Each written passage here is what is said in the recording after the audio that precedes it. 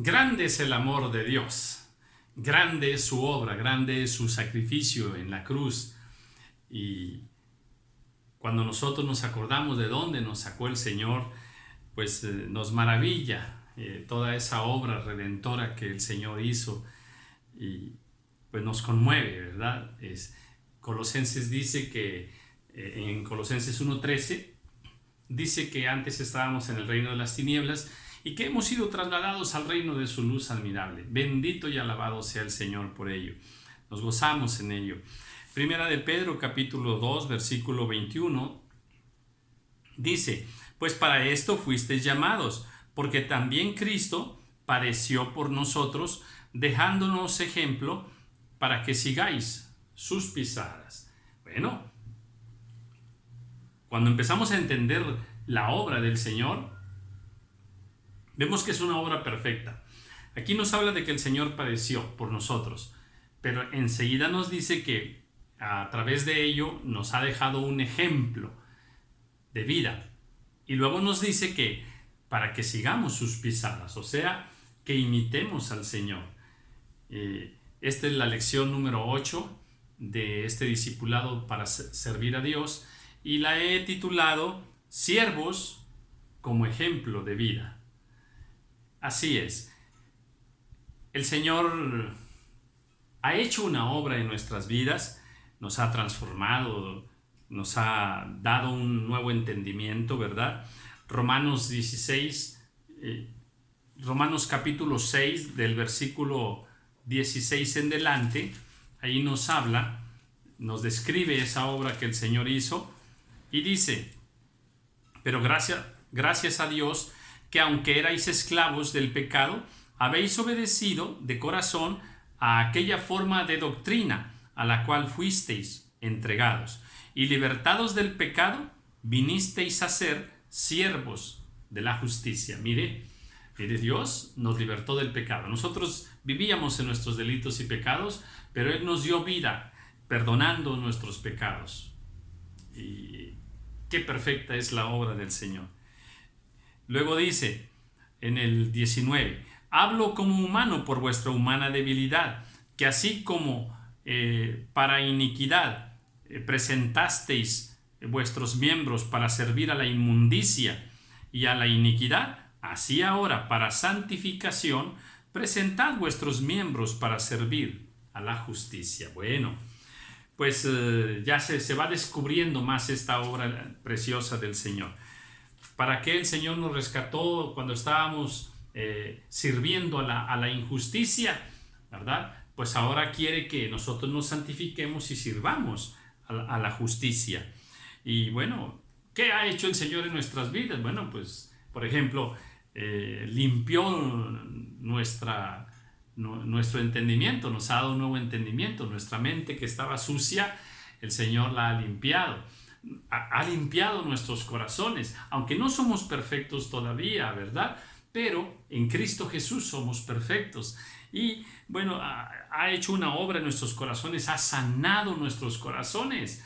¿Cuántos de nosotros no estábamos quebrantados, heridos y atados, ¿verdad? De muchas formas. Pero el Señor nos ha libertado. Gloria sea el nombre del Señor por habernos libertado. Nos enseñó a renunciar a tanta soberbia que nosotros teníamos en nuestras vidas. Estábamos apegados al mundo, ¿verdad?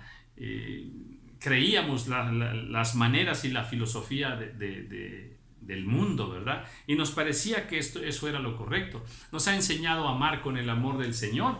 Antes amábamos con nuestro amor, con un amor humano, ¿verdad? Pero nos ha enseñado el amor de Cristo.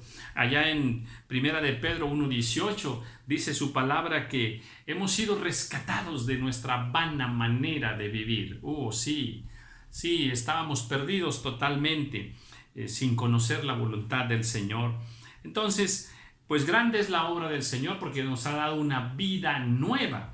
En Colosenses 3, el versículo 9 y 10, ahí nos habla de que nos ha dado una vida nueva en Cristo Jesús. Ahora, ¿por qué lo hizo? ¿Para qué lo hizo el Señor? Bueno, pues por allá en primera de Timoteo capítulo 1, Mire, vamos a verlo. Primera de Timoteo, capítulo 1. Ahí revela por qué el Señor ha hecho esta obra maravillosa. En el 12, doy gracias al que me fortaleció, a Cristo Jesús nuestro Señor, porque me tuvo por fiel poniéndome en el ministerio, habiendo yo sido antes blasfemo, perseguidor, injuriador, mas fui recibido a misericordia porque lo hice por ignorancia. Pero la gracia de nuestro Señor fue más abundante, y el amor que es en Cristo Jesús. Palabra fiel y digna de ser recibida por todos. Qué hermoso. Y luego dice, pero por esto fui recibido a misericordia, para que Jesucristo mostrase en mí toda su clemencia, como ejemplo para los que habrán de creer en Él para vida eterna. Pues aquí se revela parte de este misterio maravilloso, ¿verdad? Pues nos dice que por amor lo hizo, para manifestar su poder, que lo hizo por gracia, que lo hizo por clemencia, ¿verdad? Y que lo ha hecho para ponernos como ejemplo de los que habrán de creer en Él, ¿verdad? A través de nosotros para vida eterna. Pues ahí está, ¿verdad? Me gusta mucho el pasaje en los evangelios cuando Jesús dice, vayan desaten al pollino que está ahí atado, y si alguien les dice que por qué lo desatáis, díganle que porque el Señor lo necesita, ¿verdad? Y que luego lo devolverá. Entonces, a mí me encanta mucho la última frase, ¿verdad? Que luego lo devolverá. Pues eso es lo que ha hecho con nosotros, ¿verdad? Si espiritualizamos ese pasaje, ¿verdad? Ese asno, pues nos representa a nosotros, que estábamos atados en el mundo, y siervos del Señor fueron y nos desataron porque el Señor nos necesita. Y qué maravilloso, ¿verdad? Para trabajar en su obra.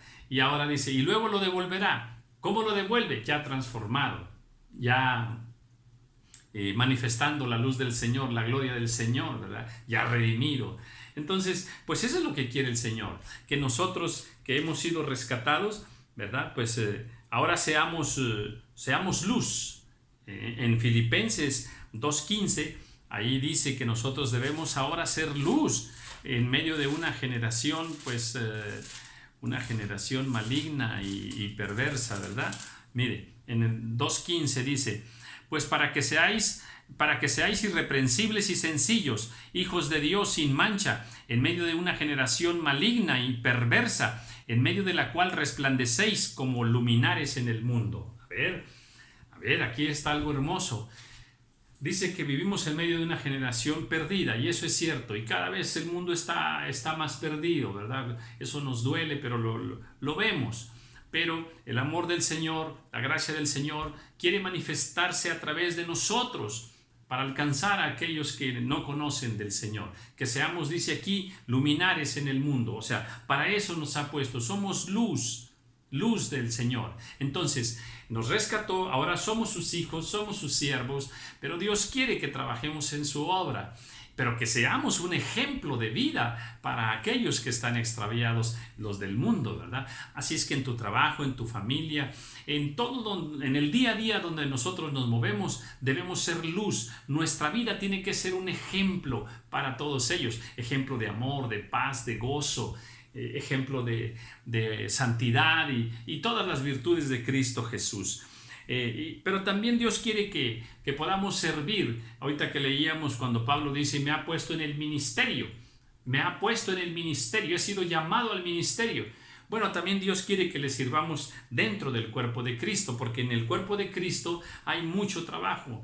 En el cuerpo de Cristo hay mucha obra que nosotros podemos hacer, unos de una forma, otros con otros dones, unos predicando, otros evangelizando, otros administrando la iglesia, otros en el mantenimiento mismo de la iglesia, orando por enfermos también, como diáconos, como pastores, como maestros de la palabra, como apóstoles, en fin, en todos los ministerios, ¿verdad? Todas esas obras que hay que hacer en el cuerpo de Cristo, todas esas responsabilidades, unos cantando, ¿verdad? También como levitas y demás. Bueno, pues Dios quiere que lo hagamos, pero no es importante lo que estamos haciendo. O sea, tenemos que hacerlo bien y hacerlo para el Señor, pero también es muy importante el ejemplo de nuestra vida. Que si estamos enseñando, ¿verdad? Pues que nuestra vida sea un ejemplo, que vivamos lo que estamos enseñando, ¿verdad? Entonces, no que seamos unos en la iglesia y que en nuestra casa seamos otros. No que seamos unos en la iglesia y en nuestra empresa seamos otros.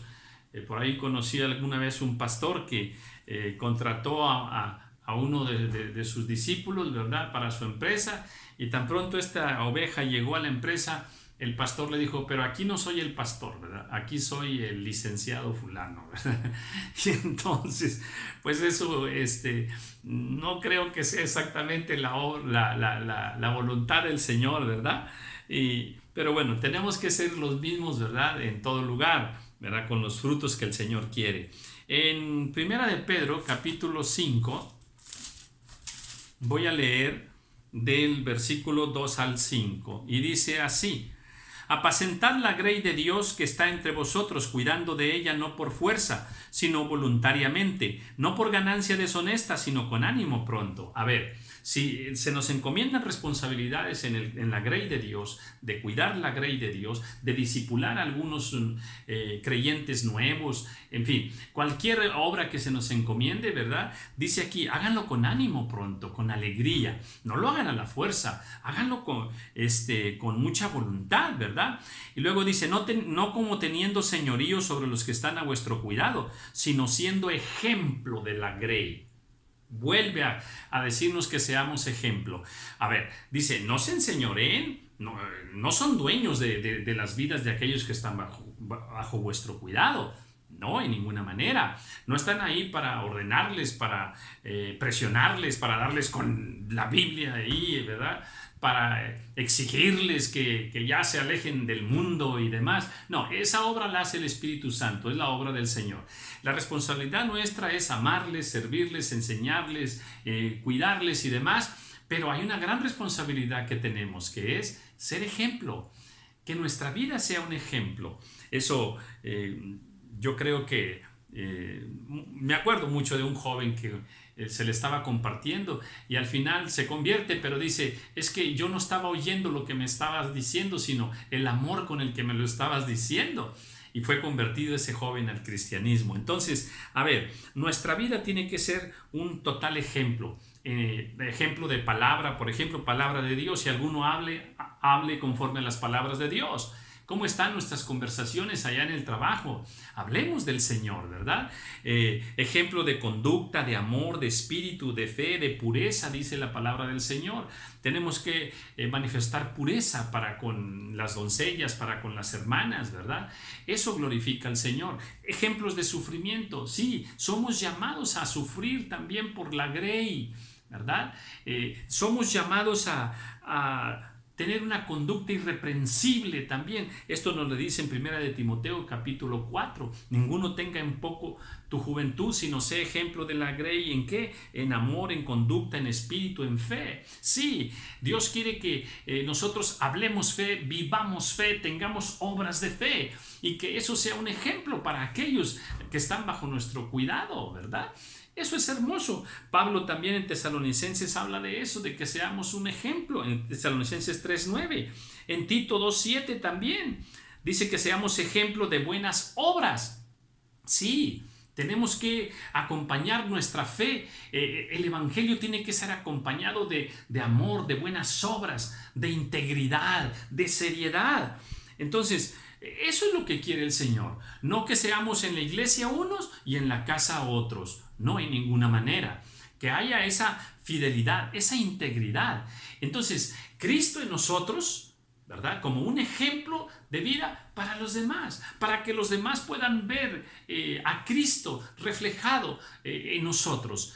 Así es que menguemos para que Cristo se manifieste a través de nuestras acciones, de nuestras palabras, y de esa manera nosotros podamos alcanzar, extender el reino de Dios y alcanzar a muchos. Y podamos inspirar a muchos. Job nos sigue inspirando, Pablo nos inspira, Samuel, Elías, Josué, Daniel nos inspira, Ruth, Esther, hombres y mujeres, siervos y siervas del Señor, que por su conducta, por su fe, por su amor, por su ejemplo de vida, hoy son de gran bendición para nosotros. Así es que este es nuestro tiempo de servir al Señor en su obra, ¿verdad? Qué privilegio, y que podamos ser ejemplo de vida para los demás. Paz al Señor, paz a ti, en el nombre de Jesús.